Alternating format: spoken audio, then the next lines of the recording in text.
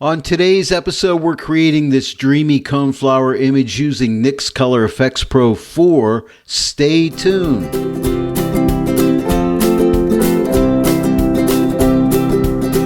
Hello everyone and welcome to the Joy of Editing with Dave Kelly. Today we are going to make a Dreamy Coneflower image using the NIK Collection Color Efex Pro 4. Now I'm also going to provide this image for you, and this is my own personal image, so my only request is please don't share it with anybody unless they want to try this out. I like to provide images whenever I can because I think following along is a really great way of learning. And just one last thing and we'll get started. NIK have extended their sale on the NIK Collection up till July 31st where you can save up to 30% off. Hey, just click on my affiliate link in the description below. That'll take you right to the sale. You won't pay any more for the product, but it helps me out. I make a small commission. It helps me to grow my channel, and I really appreciate that if you do that. Now, let's get started.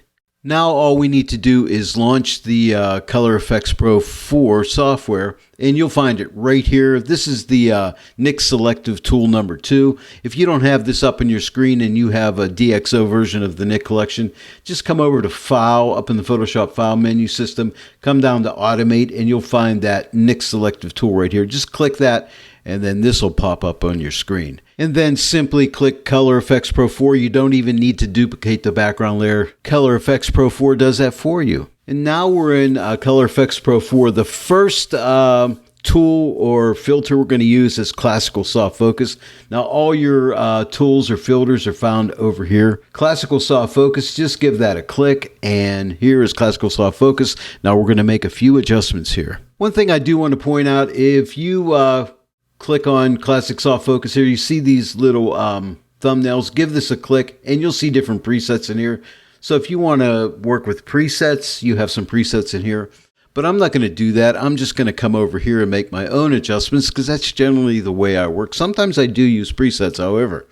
But you have method here. You have different types of methods of soft focus. And if I click this drop down and hover over these and watch the images I hover over these, you'll see things change here. So you get different methods of soft focus. You have soft focus, then you have diffusion. In our case today, I'm going to use the first soft focus method here. So method number 1. And now on the strength, what I'm going to do is increase this to the right up to around like 64%. And if I keep going, see how it gets a lot softer, but it's not totally blurring out the image. It's giving me a nice dreamy look. So I'm going to come over to about 64%. And then on the brightness, I think I'm going to cut the brightness back just a little wee bit. Back to around, I don't know, maybe like around 8%, or minus 8%, I should say. And then the other thing I want to do is remove the soft focus off the flower because I want to keep the flower relatively sharp. So what I'm going to do is use a negative control point. See right here where it says control points? And there's a little drop down here that you can come in here, and there's an opacity slider that's hidden in here.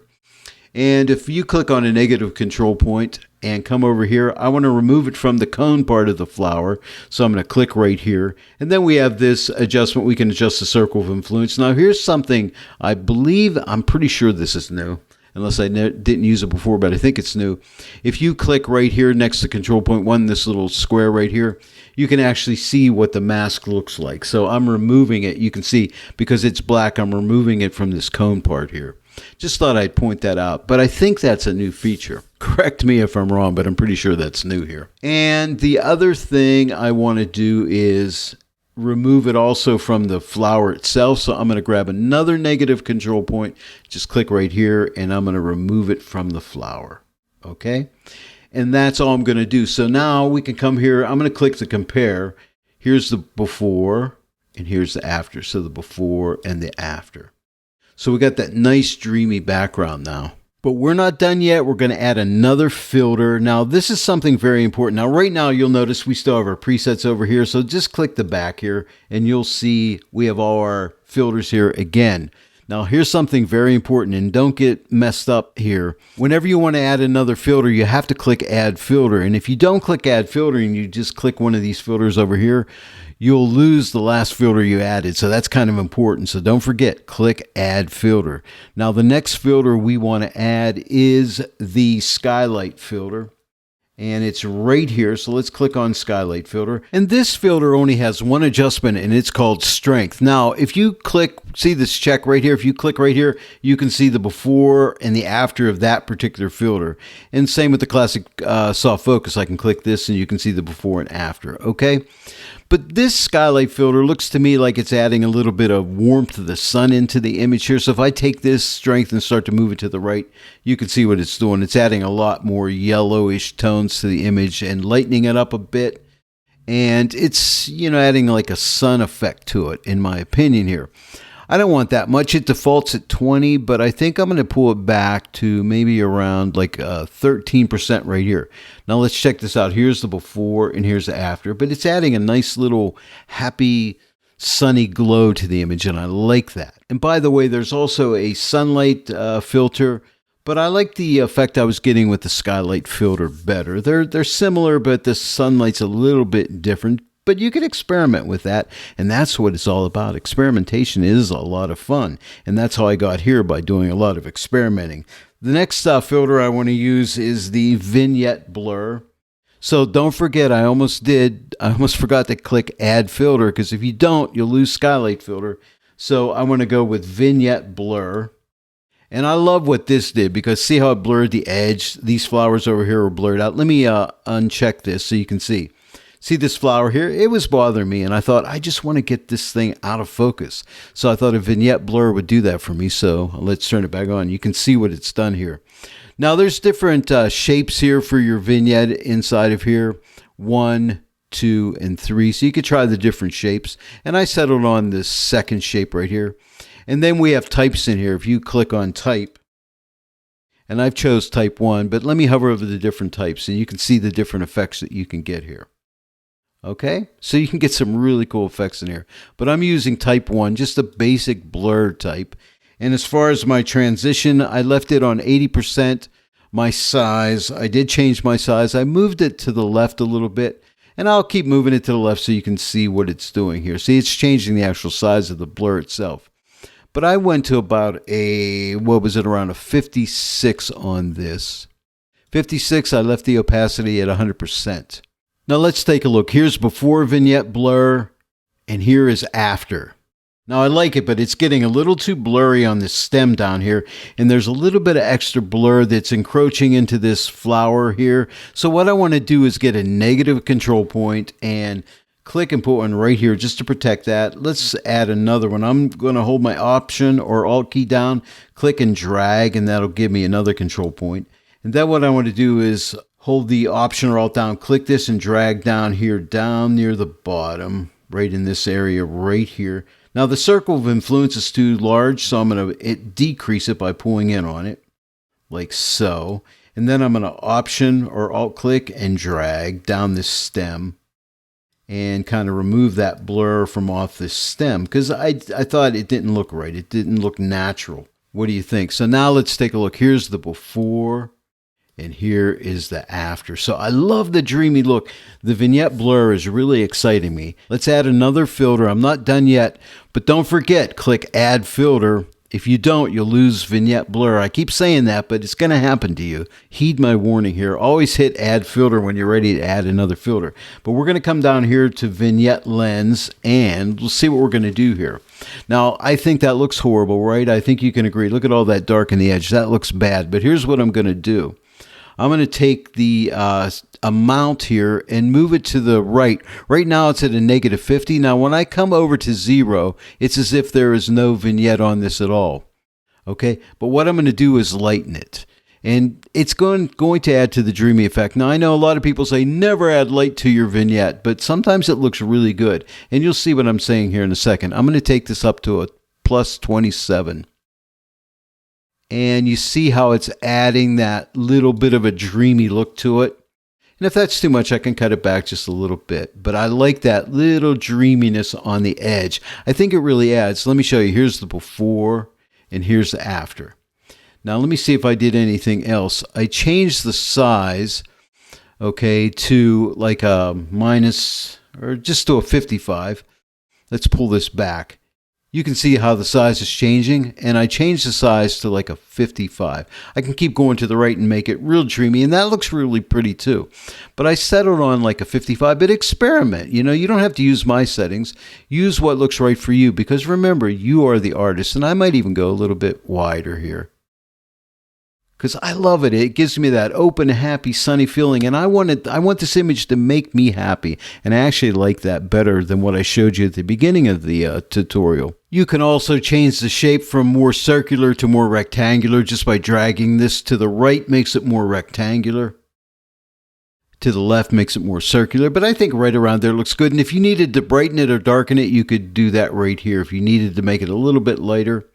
But I think it looks good right where it was at 0. Or you could darken it as well if you need to. But I think 0 is the way to go. Maybe I'll go to 2. How about 2%? Now let's add another filter. All we need to do is click Add Filter. The next filter will be Contrast Color Range, which is right here. Let's click it. And don't forget, you do have these thumbnails here that you can see a bunch of different presets in here if you want to. You can just click the back to go back. And sometimes, again, I do like to use those. But this is a really great filter for, for bringing out color contrast. I'm not going to touch any of the settings here but this color setting here. Now, watch when I drag through here. What I want you to do is notice this part of the coneflower here, because this is the only part I'm looking at right now. Watch as I drag this across. Can you see it getting, at one point it gets lighter, and then it changes, it gets darker. So I'm affecting the color contrast as I drag through here, and you notice there's a whole tint range here. To make it less complicated, just drag it, and whenever you see that part of the flower, this cone part, which is what I'm looking at, remember, whenever you see it looking the way you like it, I just want to make it look a little bit more lighter, just, you know, just like a little glow coming out of it. And when I get around 74%, now I think it looks really nice. And I'm talking about that little bit of a glow coming off it. But I do not like what's happening to the rest of the image. So here's what I'm going to do. I'm going to get a positive control point. Now generally I'm using negative control points, but I'm going to get a positive control point. And I'm going to add one right to the cone part of this flower here. These little spikes, give that a click, and you'll notice it adds that effect only to that cone part there. Now I can take this opacity and pull it in a little bit if I want to, if I felt that effect was too strong. And I think maybe right around there. Now let's take a look. Here's the before and here's the after. But you see that? Just that nice little glow. And if I make my circle of influence too big, I can make it smaller. Whoops, that's not my circle of influence. This is my circle of influence. Let's make it smaller because I think it was going out into the background area right here. So here's the before and here's the after. Isn't that cool? It just lights that up and it just draws you in to the coneflower. Also take note, you have a brightness control and a contrast control. Now that's an overall contrast control. I'm not going to use it. I'm only utilizing the color contrast right now. But I'm going to do one more contrast color range filter and then we'll be done. But don't forget, click Add Filter. If you don't, you'll lose that previous color or contrast color range filter. So let's grab one more of those. And this time I just want to work on the flower itself. I'm going to drag this color range across and look at my petals of my flower here, okay? So I'm going to start dragging it across. And when I find a look that I like, I'm going to stop there. And when I get right around here, I think around like 214, I really like that look. Now, I don't like what's happening to the rest of the image, right? So here's what I'm going to do. Get another positive control point, and let's just click it and put it right on that petal right there. Now, again, if it's too much, I can back this off a little bit. So I might just ease that back a little bit. And don't forget, you can always come to control points, click this drop down, and we can click right here, this little square right here, and we can see what that mask looks like. And you can see I'm getting a really nice masking job. Now you can adjust this circle of influence just to make sure it's just where you want it to be. And that's perfect right there. And so I'm going to uncheck this. Let's go ahead and take a look at the before and after on the flower petals by themselves. So all we need to do is uncheck contrast color range here. Here's the before. and here's the after. We got that little extra color contrast out of it, and I really enjoy it. Now let's go and see the overall before and after. So I'm going to come up and left click and hold down on my mouse on the compare. Here's the before, and here's the after. I'm really satisfied with these results. Now there's another way we can look at this. We can do a split view here, and we can drag this, across and see the before and after. So that's kind of a cool way of viewing the image. Or you could do this side-by-side view.